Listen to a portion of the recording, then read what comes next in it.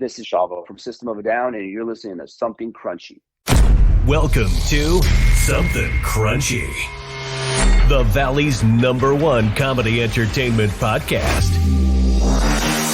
Biscuit is homies with Blake. Blake is the older brother of Blair, and Blair is married to Biscuit. Here are your hosts, Cullen Blake with Blair and Tyler Dressel. All right. Welcome to Something Crunchy. I'm Cullen Blake. With me, as always, Blair and Tyler Dressel. We have such a crunchy guest joining us tonight. He's an entrepreneur, the founder of premium lifestyle brand 22 Red, and bass player for the Grammy Award-winning multi-platinum System of a Down. Please welcome Shavo Odadjian. Thank you. Thank you for joining us. How are you, Shavo? I'm good, brother. Thanks for having me. I much appreciate. Of course, man. We are so pumped to have you on. And we were just watching clips of you like a couple weeks ago of that NASCAR event doing up Cypress Hill. That was dope. Oh, yeah. That was really, really fun. And I had never been to I had been to a NASCAR event, but it was back in the day. I think it was like somewhere in Indianapolis or something. But I was young and I didn't really realize what we were doing. We were just kind of played a show and then watched NASCAR. But this one was cool because I got to actually experience it and watch it and not just be performing, so it was really fun. Same thing. I have only been to a couple of the NASCAR events. That was a long time ago, and they are way louder than you think they are in person. Yeah, for sure. I mean, they told us, but it wasn't as loud as I thought because I took my kids, so I had earplugs, the earmuffs, everything, and it's like slowly but surely they started taking them off a little bit, little by little. I guess the Coliseum, it was at the LA Coliseum, and it wasn't so crazy. It wasn't as loud as they explained it to me because they freaked us out. They're like, you need to, you got to protect your ears and this. It was loud, but you know what was the problem? The Coliseum wasn't as big as most NASCAR places, right? So the track was, they were just kind of spinning in circles twice, and then all of a sudden someone would rub, and all of a sudden they would slow down again, and then they would have to do this like little coasting, and then two laps, and it's slowed down again. So it never really did a fun, like where I could watch what's going on and wow, crashes, nothing like that. It's hard to stay involved because they constantly slow down and no one can pass each other, and they do that constantly. Exactly. Some of them are like it, and it makes it unwatchable at times. It wasn't as fun as I thought it was, but I get it though. You know what I'm saying? If the track was bigger and they let it go for a few laps, it'd be probably way more interesting than just watching things slow and start. And it was like when you're a kid and you have those little Tyco things where those little tracks you make, and then the little thing falls off the track and you got to go put it back on. It's never really too fun. So I feel like that's what it was. I was watching a real size Tyco, whatever, those. Wouldn't it be so much better to let them like try and drive through the debris and let them figure it out? And there was no debris. There was nothing. It was like a bump. I'm talking about like no crash and bump. Like I didn't see the bump happen. It was just okay. Now we're flags up, lights are on. Okay, now we're chilling. Yeah. If it happened in a parking lot, insurance information wouldn't even be exchanged. Not at all. Nothing. Zero. But playing with Cypress was really fun. I love those guys. Those guys are like my brothers, and we just melt. Like it just feels right with those guys. We're gonna do more often because it just feels cool to play with those guys, and it's like two genres mixing and making one. It's really great. Yeah, you absolutely should. I was just about to ask, any more collabs coming up? Oh, for sure. We've already talked about it. They have some shows coming up. They're kind of on like this little tour run where they're doing a few dates in South America, a few dates in America, a few dates in Australia. So once they're done with Australia, they're going to come back and we're going to start jamming. We're probably going to like write some stuff too, kind of have some fun, I'm digging the North Kingsley stuff too, man. It is a cool sound and slowly getting heavier. I really like it. Yeah, we finished the record, but thing is it's been taking so long. I'm kind of putting it to rest. I will drop the record, but I started a solo record, which is like heavy, no hip hop, no electro, nothing, just heavy with a producer I became friends with a year ago, Morgoth Beats. He's the guitar player for Winds of Plague. And I mean, it's just, when something feels right. I've always tried to go against the grain, not do anything that is system-esque, Right. But it's been so long, and that's just in my DNA. That's how I write. I write heavy music, but then I try to dumb it down with like okay, now we got to do this because I don't want it to sound. I said, F that. I said, oh, can I cuss? Is that cool? Yeah. Yes, Oh, yeah. of course. Okay, all right. Just making sure. We don't want to offend anybody. No. So I just started writing heavy music again, and it just feels right. So I'm in the middle of like, which do I drop first? Because North Kingsley's done, but this is like now 9 songs in, and I don't know, it's sounding so cool. We just need a vocalist, but I am gonna get some features from friends of mine, from other bands. I won't mention who at the moment, but there's gonna be a lot of cool features on there, and I want to get one like vocalist to go so we can take it on tour, because you can't really tour with features. But if it was all features, which was the original idea was to like write all these heavy songs and then have one famous singer from another band sing each one, right? Which was sounded like a good idea, but Yeah, I can't take that on the.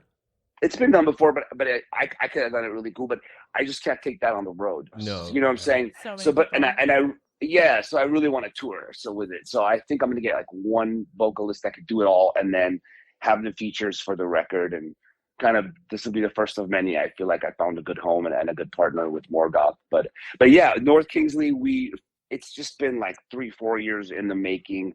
The mixing process lagged. Our producer went to Armenia for a while, and by the time he came back, it was kind of like you have to get the stems in and get the mixing done. So it took a little longer than I wanted it to. That's why I started a new project, because I just can't sit around. I need to work. I love writing music. I love doing, starting businesses and like, having goals and accomplishing them. And so I started this, and it's like they say, put your best foot forward. So this is something I'm excited about right now. But I know I need to give that North Kingsley I need to release it, and I need to have people hear it because I've been talking about it for so long now. So I'm just in the middle of what I'm going to release first. But one of those is going to come out soon. Excited for it all. One. Yes. We yeah. That's right. Hell yeah. I've just been really creative lately because it's just you go through little spurts, little spurts of energy and spurts of creativity. And I just been in it right now, and it feels good, Right. It feels good to write music again. Yeah. Yeah. Well, like most, System of a Down has been a part of my life soundtrack. There's so many factors that made you guys a colossal success. Unquestionably, a unique sound in the metal genre, being Armenian Americans. You had something real to say. Serge being a polarizing frontman. These are obviously big contributing factors. But let's focus on just 3 specifically. First, you guys came up at the very start of needing to bring your own crowd to be booked. And I heard it was you that drew up all the artwork and pounded the pavement to grow the name before getting these gigs. My question is, without those personal efforts early on as manager and that extra hustle you did to build the brand around LA, would everything else have followed? Bino, Rick, Riots? I mean, I don't know. I just kind of did what felt right and what I thought should be done. There was no... the plan was just do what I can, and it felt right. For example, I went to college. I was doing it all at the same time I was rehearsing and managing. So a day in the life was wake up at 5, be at work by 6, because I was working at First Interstate Bank, which now is Wells Fargo. I was doing wire transfers. I did that till like 3 p.m. And then at 3 p.m. I left work. I went to school from 5 to like 7, night school. And then I would go 8 o'clock and rehearse till about 11, 12, and then start the day over again. Now, once we had about 7 songs, I started calling all the clubs, during because I was doing wire transfers. So like one phone call would come, thanks for calling First Interstate, blah, blah, blah. And then I would switch off to the Roxy. I'd be like, hey, my name is Shavo. We got this band, System of a Down. We'd love to get a gig. He's like, so send us a demo. I'm like, but we don't have a demo. And they're like, sorry, we can't give you a gig. Click, fuck. Okay, next, thanks for calling First Interstate. I'd call the Roxy again. I'd call the Troubadour. I'd call the Whiskey. And I just hounded these guys, bro. Hounded every day. I called 4 times until there was a point they're like, dude, we need a demo. I'm like, but I don't have a demo. We don't have any money to make a demo. It wasn't like today where someone could make a demo in their bedroom with a computer. It's like you have to go get a studio. You have to get an engineer. You have to get a recording. It's like reel to reel and all this shit, right? ADAT or whatever it was at the time. Anyhow, long story short, the guy from the Roxy was like, I'm done with you, bro. Here's a number. Call this guy. This guy will get you a gig. I remember the guy's name was Brian Markovich. Gave me the guy's number. I called Brian. I said, yo, same spiel. And the guy goes, can you sell tickets? I said, sure we can. Give us tickets. He gave us 70 tickets. In about a week, I said, we're done. We want more tickets. He's like, what? It's a new band that never played a show, just sold 70 and wants more tickets. So he gave us another 70. We sold that too. And we just had a lot of friends. We just had a lot of friends and people that were excited about us starting, because we would rehearse in North Hollywood and we would bring people over to like watch us after we had 7 songs. So we kind of had little private, quaint shows, but to ourselves. No, not really a show, but like we practice in front of our friends. So our friends had friends and so on and so on. So we sold all these tickets. We played, it was May 28th, 1995. We played the Roxy. We went buck wild, and the rest is history. Yeah, place went crazy. And yeah, I did make art. I would, like I said, even at First Interstate, I would be like drawing the band name, and then I'd be Xeroxing it, blowing it up, getting all crusty, and then kind of using art tactics with the Xerox machine and to make logos.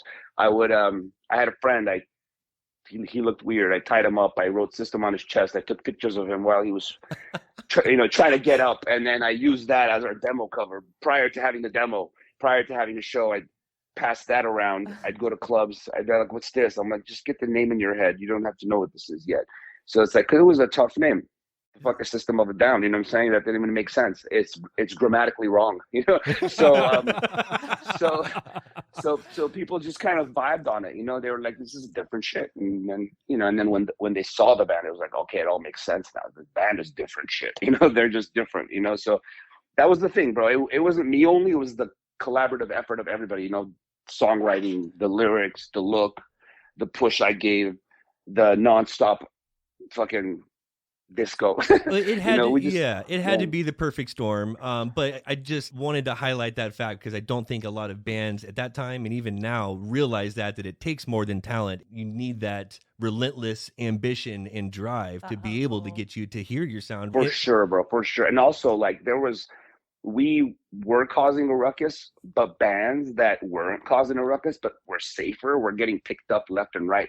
And it was kind of like 2.5 years later, all these bands that we played with were all getting signed, and we were still playing clubs, packing the shows, sold out shows, but labels didn't know what to do with us. They just didn't know how to offer it. They didn't know how to market us. They were just like, what do we do with these bands? They don't sound like Rage. They don't sound like Korn. They just have this other sound, and we don't know how to market them now. And it was that new metal thing was happening, but we weren't rap metal. We weren't doing what everybody else was kind of doing. So it took someone like Rick Rubin to come in and be like, okay, I get this, and I can make something of this. And that's when everyone started pouring offers, and it became a bidding war. It was like everyone was coming. The labels were at the shows. They just weren't offering a deal. They were just kind of like showing up, talking to me, and going, all right, when's the next gig? I'm like, fuck, bro, you're not gonna make us an offer. And it just they kept coming around. And then one day at the Viper Room, Rick came, and he just just first time he saw us, he didn't have to come back. He's like, he pulled us outside right there. He was ready on Sunset. He pulled us outside of the Viper Room by that liquor store, and we had a little powwow. And he's like, "I want this, whatever it takes. Let's go." See, but we still didn't sign to him. We were gonna go somewhere else still, but we came. Certain things, the planets aligned, and we went with Rick. And the stars aligned, and that was the right choice because he was the first one to like, no, I'm all over this. I'm ready to go now. I don't need to wait. I don't need to hear more. And I'm so glad that you transitioned to Rick because that was the next factor I wanted to address. I mean, I have seen the countless interviews, the documentaries, all the lore on Rick Rubin, and I know he's impactful. But if you removed his influence and someone else produced those 5 albums, are they recognizable as we know it, or are they really entirely different? No, not different at all. And that's the reason why we were about to not see. You hit a good point. That's why we weren't going to sign to Rick. That was our reason not to. That we thought people would think that Rick made us this band, but we were already this band. What Rick does is he finds. Hold on one second. I'm on the phone. I'm getting a call. I'm just gonna put that little special message saying I'm in a meeting.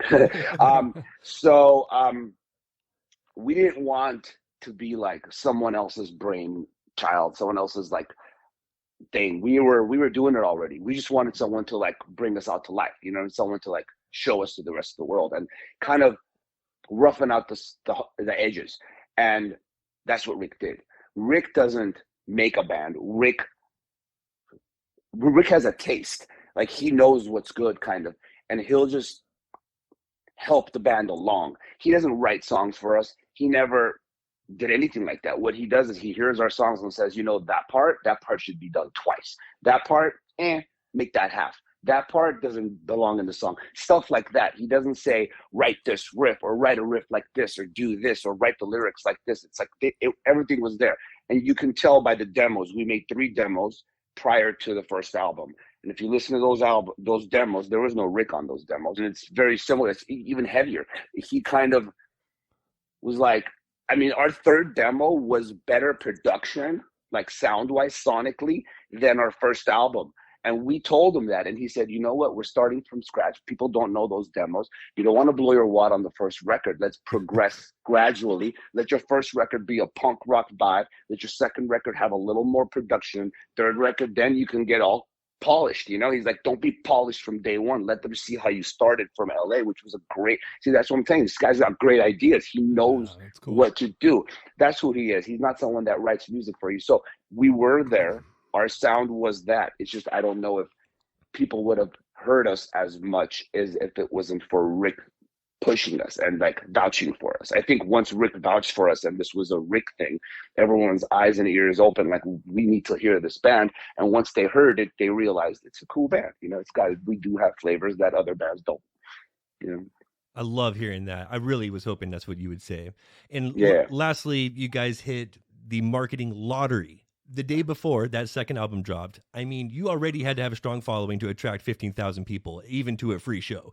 But this was on a news loop with System of a Down being mentioned every 5 minutes. Then the album drops the next day. You couldn't have paid for better marketing. No. My question is, does Toxicity still go 3 times multi-platinum without all that? I don't know. That I can't tell, because that event was ridiculous. When that happened, it felt like a horrible thing. But as it kept going, I was like, guys, this is crazy. That is wild. Some kind of shit's going down cosmically that this happened. Our album drops tomorrow, and the news, the local news, every station was live, helicopters showing LA. And it was like, we were from when it started, it was like, we don't know what band this is. It's some band from LA. And then next they were just like, my kid told me this band's album's coming out tomorrow. One of the guys on the helicopter was like, I was going to go buy it for him tomorrow. They're called System of a Down. And it became this like advertisement. And I swear to God, as be my witness, there was no ploy. It wasn't planned. It was just kind of like, is this really going on? Like I said, we've had crucial moments, those moments in life where like the stars aligned for us. And and I think it was manifested. I think, I believe in manifesting, hence the 22. I think 22 is a manifesting number. And we talked about doing this and how we were going to do it years before we had music. We were just together and we talked and we got to make this band happen. And we didn't have a drummer, and Darren and I would sit there and we smoke weed and we'd be like, okay, we're going to do this. We're going to do that. It's going to be different than anybody. It's going to be heavy, yet it's going to be soft, yet it's going to be emotional. And we would do that. And I feel like it was all manifested by all of us. And it's sometimes just goes right, knock on wood. It just all comes together. After that, right? Was that like the first time you really felt next level rock star? Like, okay, this is happening. I don't know. It's weird. I always just say I'm a normal dude, but I play a rock star on TV, And I kind of always feel that way. It's kind of like a persona. Like, you're not talking to a rock star right now, you're talking to Shavo. He has that. I've invented another character that I play up there, and it's real. It's really me, but it's like, it's cool to change to be that guy. So I never really thought that way. I kind of was very grateful that our hard work, was paying off in every way possible. Just a completely normal guy who's shared a stage with Clutch, Metallica, Wu-Tang, Static X, both guitar and bass. Just a legend. When Shavo goes to a Kanye concert, Kanye picks up Shavo himself and takes him home afterwards. Rockstar. That did happen. That was weird. Rockstar cool. Yeah. No, that was weird, and it was fun, and it was cool. But that's awesome. Kanye, that's weird too. It's the whole Kanye thing, what's going on with him right now. But when I met him, it was like nothing like that. We were in Germany, and I noticed like these like urban guys like going off side of the stage. I was so pleased, like, because I don't like having one demographic. I was like, wow, we're affecting all sorts of people, right? And then they ended up backstage, and it was Kanye, and it was like, I think it was Virgil, God rest his. It was a bunch of like those guys that like were around in the early 2000s before they became who they became, the icons they became. And Kanye kept be like, "Yo, man, you guys are amazing." He's like, I was like, "Nice to meet you." I didn't know who Kanye was, bro. I'd never heard of Kanye. And he was like, "I'm Kanye West." I'm like, "Cool, I'm nice, good to know you," but I didn't know. And he kept going, Kanye. I'm like, "No, I don't know Kanye, but it's cool, like you're cool, like you're a cool dude. Yeah, let's go." But then I realized, told him, are you the guy with the jaw where you had that video with the bulletin board? He's like, "Yeah, that's me." I'm like, "Okay, cool." That's where it all became, that one video with the bulletin board. And I was intrigued. So him and I exchanged numbers, and we just kind of were cool. And then when he played LA, and I think it was like 2000, I don't know, 11 or something, 12, he played like a few days at the Staples Center, and we just kind of called each other, and he came pick me up. I just had a kid. So I was like, "I can't leave my kid." He's like, "No, I'm going to come get you. We're going to go to the show, and I'm going to bring you back." I said, "Okay, cool. Let's go." So that's how that went down. Yeah, that's how that cool. went. Hey, I know you were flirting with the EDM and some DJ stuff. Have you taken that next step yet? DJ Shavo? I used to DJ all the like in the 90s prior to us touring. I went to raves, and I was that, how big it is right now. It was in a small way. LA was blowing up with that, with the underground parties. And as I started going, and I never liked dance music. I was like, "I don't dance." All of a sudden I felt it there. I was like, "Dude, this shit's cool." That dude's controlling. Plus I had I had a little, what do you call it? I had a pill in my system for the first time. I was like, "What?" Gotcha. That shit was like, "Damn, bro, I'm feeling this music." This guy's mind controlling me. Changes perspectives. Yeah, it did. So I was like, "I want to do this." And because I always loved that whole being on stage and like looking at the crowd and like controlling the crowd's energy, and I was like, "That guy's doing that to me right now." So I couldn't afford turntables at the time, but I started buying records. I started going to all the little shops and buying records, recording them on cassette, and listening to them as I was driving to learning the tracks. And then I bought my first my 1200. Then I bought my mixer, and I started mixing, and I did some parties, and I started my name was DJ Tactics at the time. And then and I did perform a lot. I did a lot of like outdoor gigs and forest parties and shit like that in LA, moon tribes.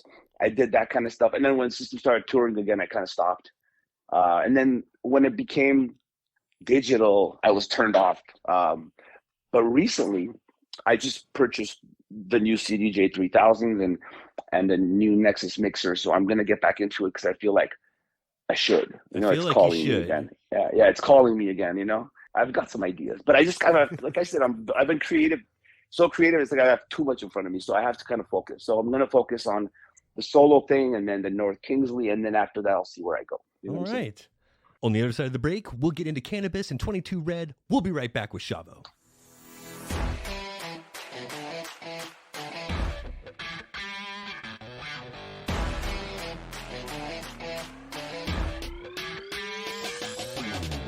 Hey guys, thanks for listening to Something Crunchy, and I hope you're enjoying the episode. It now pays to crunch down every week because we're hooking you up with big discounts from big brands. Up to 35% off Invicta watches using code CRUNCHY, and apparel from 8080, where in addition to 10% off using code CRUNCHY, every dollar you spend goes toward an entry into the Dream Car giveaway. Don't forget to join the Something Crunchy Facebook group for updates, polls, and the web's crunchiest memes. You can find us on Twitter at crunch_cast, and feel free to send any questions in your track submissions to somethingcrunchy@gmail.com. Now, let's get back to the show.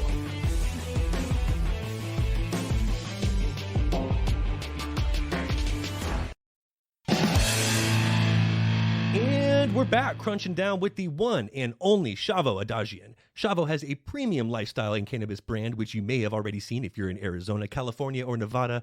Shavo, tell us about 22 Red. 22 Red. So in 2017, one of my really good friends, who I've like my longest friend I've had ever, we've known each other since we were like 7 years old. We were talking about starting a lifestyle brand. He's more of a textile guy. He has a warehouse in Hollywood. They make merch. They make hoodies, t-shirts, like high end, and all made in LA, made in Hollywood, nothing outside of that.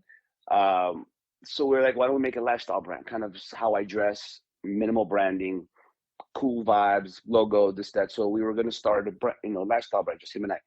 And what happened was we were reacquainted with one of our old friends.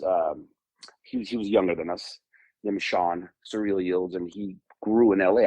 I knew he was in the weed industry and he grew, but I didn't know at what capacity, you know.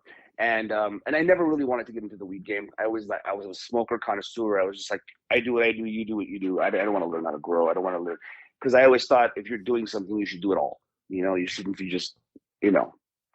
I didn't want to rep something I didn't know where it came from. I didn't want to be a celebrity brand. So that was my whole thing. I didn't want to be a celebrity brand. Well, when I saw what he was doing, I was like, okay, I could rep this because I want to smoke this. Like I could totally just smoke this and be happy because this is the best. And the dude's like known for creating some of the world-renowned grows that you've heard of now, brands that are now global, used his grow tactics, you know what I mean? His I don't know what you call it, but his like plans to, like, you know, how he sets up grows. Very versatile, very innovative. Until today, he's setting grows up daily. He's got millions of square feet under his belt. Anyhow, so once he came into the picture, we said we can make it a lifestyle cannabis brand. And that's exactly the time where California became recreational. So I was like, it's a good time for us to get into the business. We started 2018, 11/11/2018. 11/11/22. 22 is my birth. Yeah, 22 is my birthday. I'm born April 22nd, which is 4/22. 4, that's 2/2. 22. Twos have always been around. I'm married. My anniversary is May 22nd. I was 22 when System got picked up in '96.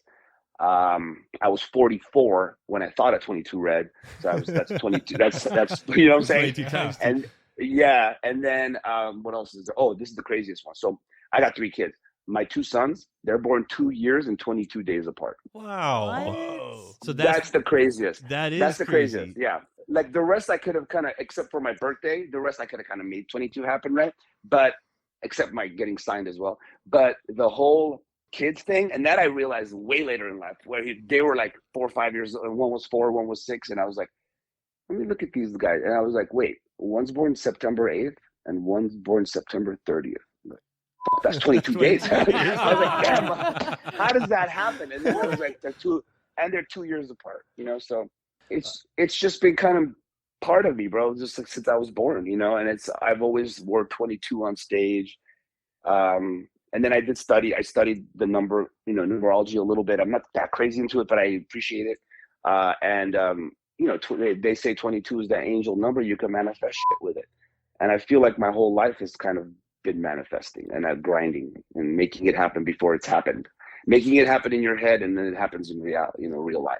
Oh, I got some numerology stuff for you. I like your thing with numbers and the significance of 22 in your life. We totally get that and can relate. Blair's that way with 555 and 11/11, which you just mentioned. I found something interesting about the number 22 you might enjoy. This was in a blog I found. The 3 most empowering numbers in numerology. Since the birth of numerology in ancient Greece, the numbers 11, 22, and 33 have been revered as master numbers, commanding an extra strong presence in the cosmos. Master number 11, that's the communicator. I definitely vibe more with the 11. Master number 33, that's the master teacher. But number 22, this is the master builder. Tell me if this hits home. The most powerful number of all is 22, and it's often found in the charts of people who are doers, leaders, and visionary builders. These are individuals who are capable of turning wild dreams into solid accomplishments. Blessed with the intuition of the number 11, but possessing a more disciplined approach to action. The special mission of the number 22 is to serve humankind in a practical, progressive way. Wow. Mic drop. Mic Just drop. mic drop. I'm done. Thank you. Good night. Legit I'm out. Shavo. Does that not like embody Shavo, System of a Down, Yeah. Wow. North 22 Kingsley, 22 Red? It's everything. Holy shit. That's crazy. Yeah. I've read similar, but that's really crazy. Yeah. There you go. I didn't say it. You said it. I didn't You're say it. doing what Yeah. you're meant to be doing. Yeah. Yeah, exactly. I think Kind that's of. Just keep doing Yeah. what you're doing. and that's trusting exactly how I yourself. see. Is like you're on the right path. But I always thought Oh, with yeah. 11/11 was like you're doing where you're supposed to be doing. Keep going there. Exactly. Just keep going. That's my thing. I always like I said, I have 3 kids. I mentor them. I don't discipline them. I mentor them. I tell them what's good, what's bad, and I let them make their own decisions. You know, and that's how it should be, because they might too, Yeah. So I'm sure, you know what I'm saying? Yeah. They might have that, and they do. I see the drive in them too, and it's really cool to see that. And yes, you said it all. Nothing more I could say. Well, keeping it with 22 for a second, we try to play a game on every episode, and our Crunchtastic R&D department came up with a quickie, if you'll indulge us. I'm going to present a couple of facts using the number 22. One is true, one is completely made up. Let's see if you can guess the true fact, and you only have 22 seconds to answer because I know we got to get you out of here pretty soon. Okay. All right. All right, we got this. Which one is true? 22 is the world record for the amount of people riding on a single skateboard, or the amount of hours in the longest ever stand-up comedy show. Holy shit. Wow, how do I know this one? I'm going to take a guess. Skateboard. Skateboard is correct. Oh. No way, it is? It is. It was 22 people riding on a single skateboard as seen in the Weezer video from 2008. That's amazing. Wow. I love music.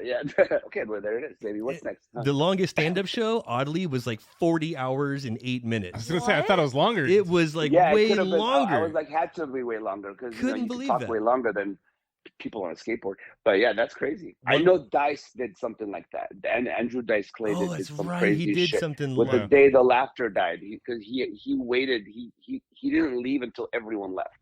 Like, people got sick of him. That's awesome. He's like, at I the ain't same going time. nowhere. He goes, I'm not stopping until everyone's gone. And Yes. I think Rick Rubin produced it. I think that was Rick's idea.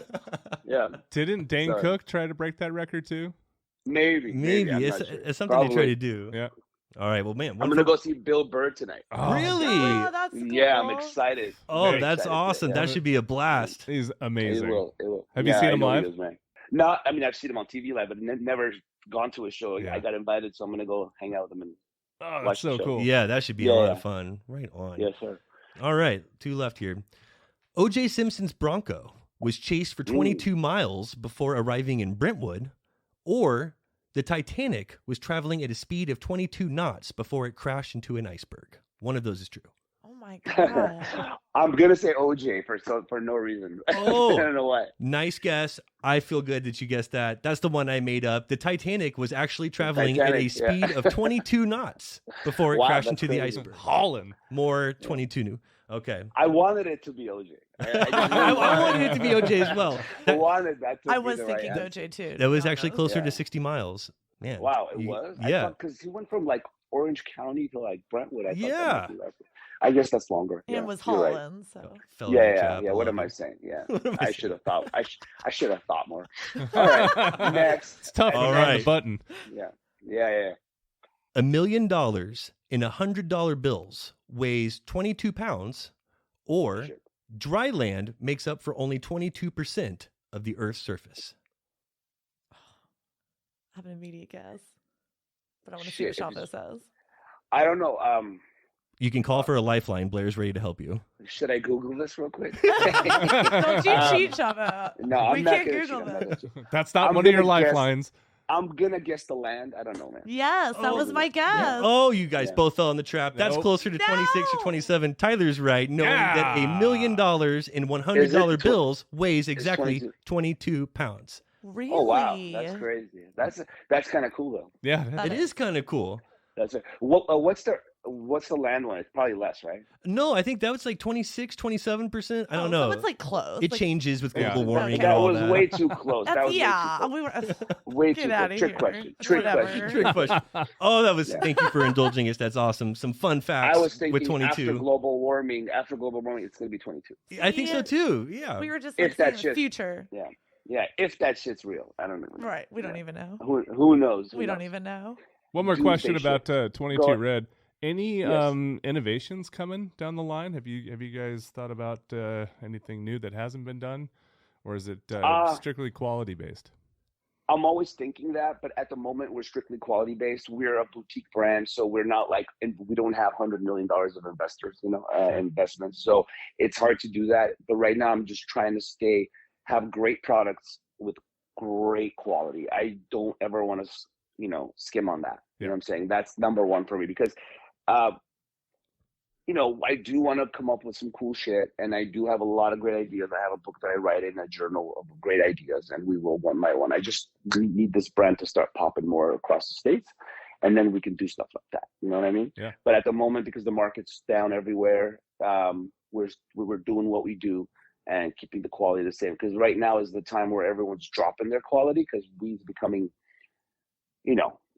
way more available. The mids are everywhere, and everyone's kind of like, okay, we'll make more money with mids. I'd rather just not make as much money but still have premium. I would rather take my shit off the shelves if it's mids than keep them on the shelves. I swear by this shit, bro. I put my name on it. I don't want to ruin my reputation of having quality for everything: music, art, weed.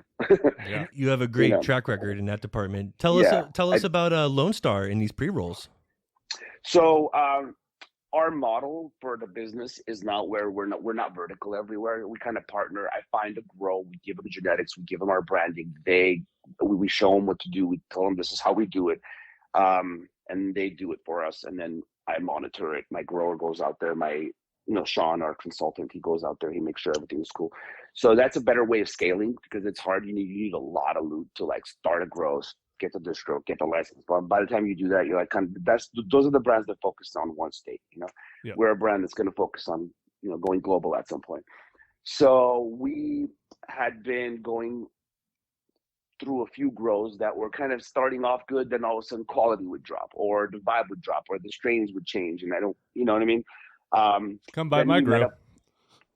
I'd love to see it. I'd love to see it. I need quality, and I need something to be consistent. And that's tough with everyone. It's tough. It's like in Cali, it was easy. It's tough everywhere else. Well, when we met the Lone Star guys, I noticed that they're doing a few really right things. So with some help and with I really like their strains. Their genetics were good. We're bringing them our genetics from Cali soon. And it just felt like a right fit. I also vibed with the guys there. The growers were really cool. They understood me. They understood my mission, and they fully were able to take the reins and do it. And so far, it's been nothing but wonderful with them. And I tell you, I always bring genetics. These guys had genetics that hadn't been used, and we kind of took some of those over until we can bring ours through. Because legally, you have to do certain things to make it happen. It's not overnight. You can't just transfer cross borders and stuff. And I try to stay legal with everything we do, and I try to cut corners. So it's just, they just were a match, bro. It just worked, like I said, I've dealt with so many, especially in like outside of Cali where I can't be there every day. But I try to visit monthly and do what I can to make sure everything is, the way I say it is. Because, most brands don't have a rep like me where I have a voice, and if I say something and the opposite happens, I lose that voice. So I need to hold on to that. That's true. Yeah. Anything going with carts? I'm a cartridge guy. We're getting ready to do, especially in Arizona. We're starting in Arizona, live resin and live rosin disposables. Perfect. With strain specific. You know what I'm saying? So when we have it in our jar, it's going to be in a pen as well. I don't like this distillate. We used to have distillate. Like our brand started with 3 flavors of pre-rolls, eighths, and distillate pens with sea salt, cartridges. And I just, as I learned more, educated myself on distillate, I don't want to, I call us, I say we're premium, we should be premium. Premium is live resin, live rosin. Premium is not distillate. So I took that off of even though it was making us money, I was like, I'd rather not, like I said, I'd rather make less and be more true to myself than make more and be false. Yeah. It's a great so plan. yes, thank you. They are coming.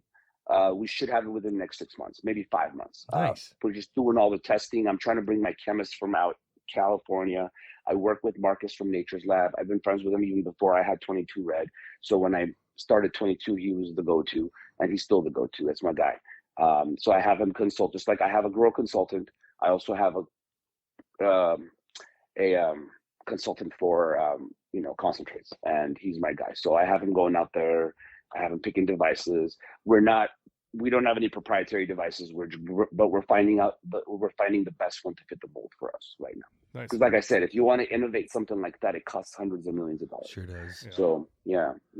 Well, what are some of your favorite strains? I know that you have been educated on your pilgrimage to Amsterdam and learned how to become a connoisseur and all this stuff. What are your favorites? Mine changes all the time. Originally I really liked sativas mostly because I'm a creative and I like smoking throughout the day. And if you smoke indica throughout the day, you're kind of, it takes away your oomph, your drive. So I'll do indica at night. I love the OGs. I'm still an OG head. If it's real, if it's done well, like the old pre-98s, I love that. I love the pre-98 Bubbas. I'm still an old school head, bro. I love, for the sativas, I love the hazes. I love the Neville's haze back in the day. I love the lemons. I love the super silvers. I love the jacks.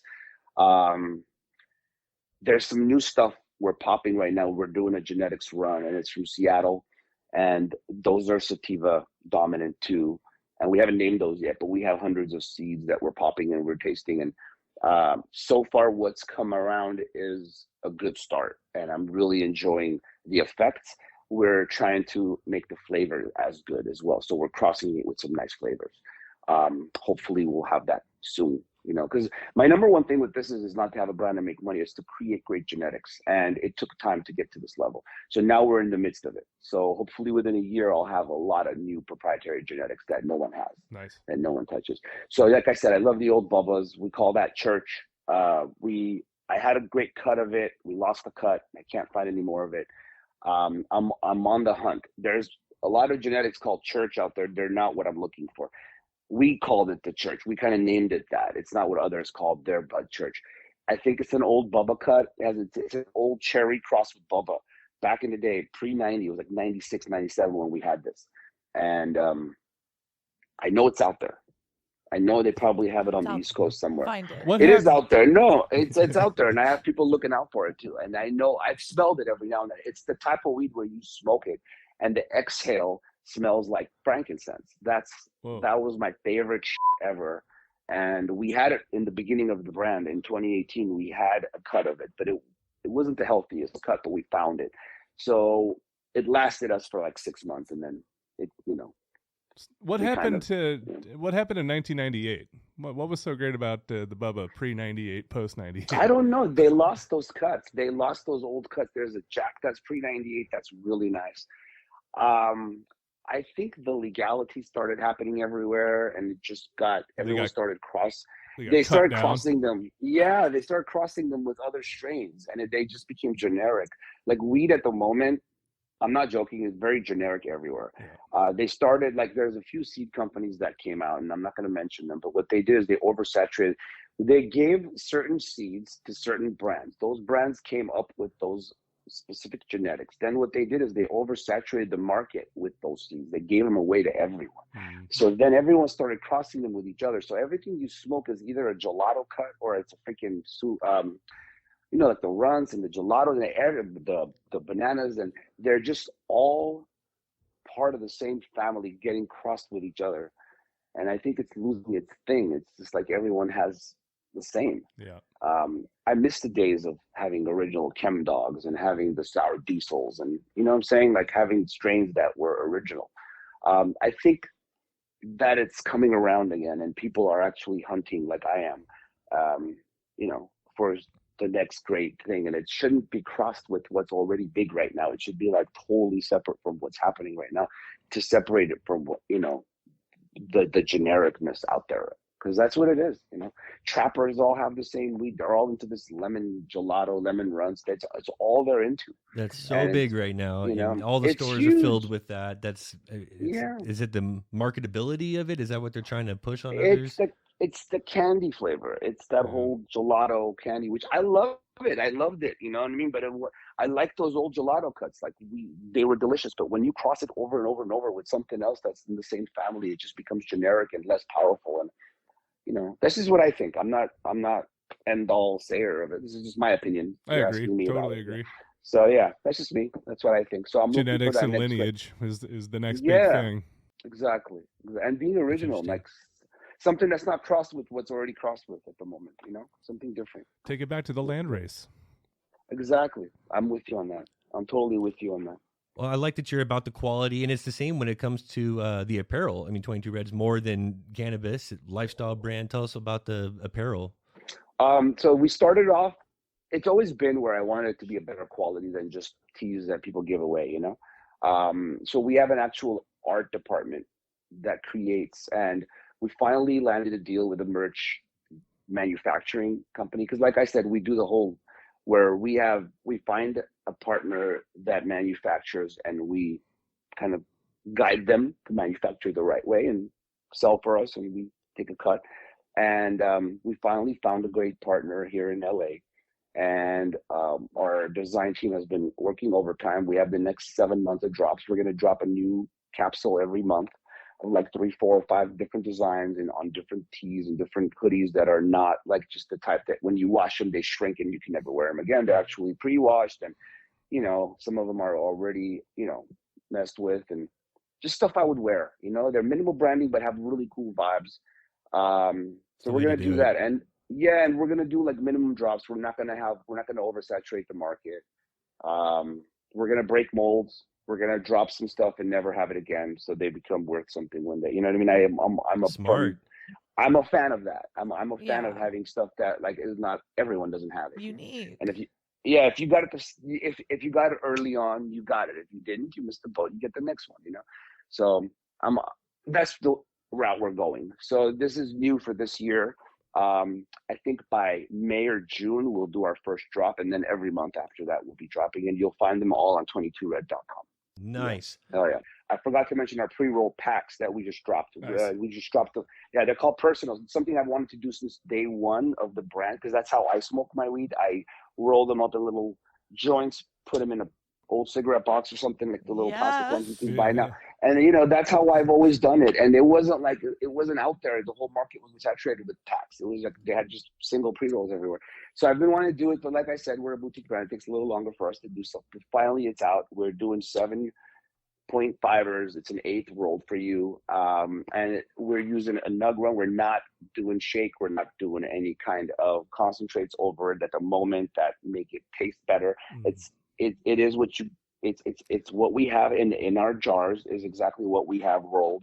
It's just crushed up nugs into joints with nothing else added. So it's kind of like we do the work. Speaking my language. We do the work for you. You know what I mean? Some people want to roll their own, some people don't. It's the exact same thing. One is rolled, one isn't.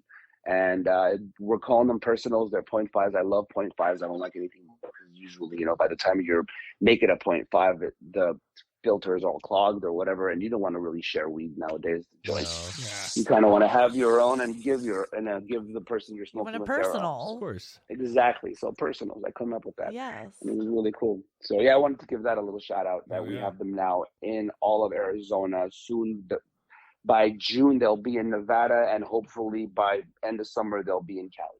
Oh, right on. Excited. Yeah. So let me know. That. Hell yeah. Thank you, Shavo. You are a saint. All good. My pleasure, brother. Thank you for having me, by the way. Of course. Yes. You were great, dude. Thank you so much. Appreciate you guys. Follow Shavo at Shavo Odadjian on IG, and follow 22Red at 22Red. Also, get over to 22red.com to check out their premium products and crunchy gear. Shavo, this has been memorable, my friend. You are a great guy, and we really appreciate your time. I hope we get a chance to talk again and keep doing what you do. Thank you, brother. It was my pleasure. Thanks for having me. Have a good time at Bill Burr Show tonight. Awesome. Hell yeah. Have a great one, guys. We'll see you when I get to Arizona, maybe. Yes, please do. Reach out. Awesome. We'll do, brother. Be well, guys. Thank you too. Thanks, Shavo. Bye-bye. What a guy. So cool. He's so grounded and cool. This guy has stories for days. Yeah. He has lived the ultimate rock star life and just treats it like, that's something I do on stage and I enjoy that. That's not all of me. That's just part of me. And that's like the extreme version of me. To have that perspective and just be so grounded and humble is amazing. To have that kind of talent and match it with the drive and ambition that it takes, like that is what makes why he is where him he unique. is. Everyone has that awesome book in them, or that awesome album in them, or that awesome podcast in them. And it's just taking that next step and having that drive and ambition. Do it. It's motivating to be around a guy like that. Yeah. serious drive. Man, he's talking about DJ stuff. He's got his solo album, North Kingsley, which is really cool. Totally different sound from System of a Down, but still has the heavy vibe to it. He does both guitar and bass. It's got kind of the trap beats. Interested to hear the solo as Interested well. to hear the solo. That's going to be fun. That. He's so right. It's such a good idea. Like Santana did that. There's a few other bands that have gone and like had a featured artist on every track, whether they're playing an instrument or doing the vocals. And that is a cool idea, but he's right in that it's not sustainable, marketable for a tour. You can't take that whole group on tour with you. I'm excited about the personals. You're all about the personals. Yeah. You can't wait for the nugs. I think a lot of people want personals. I want that nug run, baby. You're ready for the nug run. Good quality stuff. 5K nug run. Pre-98 Bubba. Who didn't Bubba have Biscuit. like a little like Something fishy happened old in 98. stooge I'm going to pack. get to the bottom of the side of beef here. Side of beef. 1998 sucked for weed. What it was like the 2008 economic crisis for weed. Yeah, exactly. pre like BC 98. Like what is all of that? Yeah. And I didn't even get into smoking weed until like 98. So I missed the golden years. That's sad. That was right at the cusp of That was all the changes. First time I ever smoked weed, I think, was 98. Maybe 99. I was right around the millennia. Yeah. I was 14? 13 or 14. Ooh. Yeah. Out of a pudding cup in the backyard. Yeah. You can smoke out of a pudding cup? You can. Sure can. It won't get you high, but you can try. Won't get you there when you're smoking schwaggin seeds out of a pudding cup. It doesn't work, but I did it. And then like a couple years later, I smoked out of some pool part in a dude's backyard, and like that did it. That was the like, okay. Some PVC pipes. Yeah. Like, you think you bust that first nut in the shower and you're like, I did it. And then it really happens and you're like, okay. All right. I better be careful with this thing. Yeah. Somebody's getting Holy pregnant. shit. With great power. Now this happened. Okay. With great power. With great load power comes great load responsibility. You better put that somewhere easy to clean. Oh, that's great. New dream card giveaway over at 8080. In addition to the 15% off you get for using code CRUNCHY, every dollar you spend gets you entered into a chance to win a brand new Lamborghini plus $60,000 in cash. You do not want to miss out. Nor do you want to forget to check out SomethingCrunchy.com, where you'll find every episode, our links for social media, and the Almighty Crunch Store, where you'll find all kinds of crunchy gear, showing that you are a proud citizen of Crunch Nation. Join us every Friday at 10 o'clock on 97.3 The Rattler, or find us wherever you get your podcasts. This has been another episode of Something Crunchy, and as always, Don't ever forget to live your crunchiest life. And be crunchy to one another. Please don't forget to subscribe, like, follow, and all that crunchy good shit. All episodes can be found at somethingcrunchy.com and on all podcast platforms. Thank you for listening.